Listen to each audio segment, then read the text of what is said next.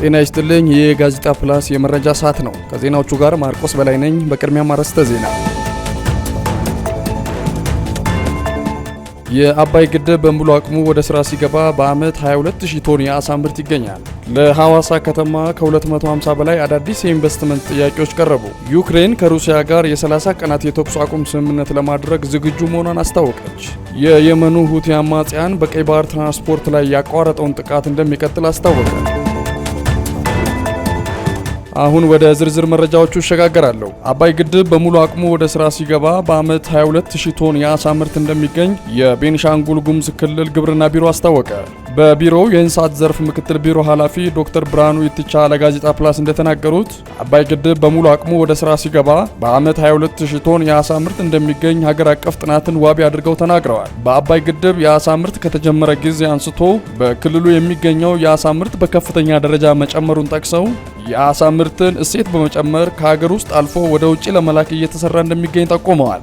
የአሳ ምርቱን ለማሳደግ የዘመናዊ ግብዓት አቅርቦትን የማሟላት ስራ እየተሰራ መሆኑን በመግለጽ የማህበረሰቡን ግንዛቤ የማሳደግ የተደራጁ ማህበራትን ወደ ስራ ለማስገባት እየተሰራ እንደሚገኝ ተናግረዋል ስትል ሪፖርተራችን ሄለን ወንድምነው ዘግባለች።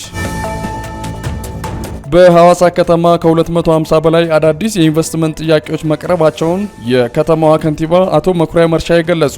ከንቲባው ለጋዜጣ ፕላስ እንደገለጹት በሐዋሳ ከተማ ከ250 በላይ አዳዲስ የኢንቨስትመንት ጥያቄዎች መቅረባቸውንና በልማትና እድገት ላይ የምትገኝ ከተማ መሆኗን ተናግረዋል። በከተማዋ ባለፉት 6 ወራት ከእቅድ በላይ የሆነ የቱሪዝም እንቅስቃሴ እንደነበር ጠቅሰው ሐዋሳን ለቱሪዝም ልማትና ለነዋሪዎቿ ምቹ ለማድረግ የሚያስችሉ ተግባራት እየተከናወኑ እንደሚገኝ ገልጸዋል። በ4 ቢሊዮን ብር ወጪ የኮሪደር ልማት እየተሰራ እንደሚገኝ በመግለጽ ልማቱ የከተማዋን መሰረታዊ ችግር የሚቀርፍና ሐዋሳን ዓለም አቀፍ ከተማ ለማድረግ የሚያስችል መሆኑን ተናግረዋል። በተጨማሪም በ6 ወራቱ 2.3 ቢሊዮን ብር ገቢ መሰብሰቡን ገልጸዋል ሲል የዘገበው ሪፖርተራችን ክብረ አበላቸው ነው።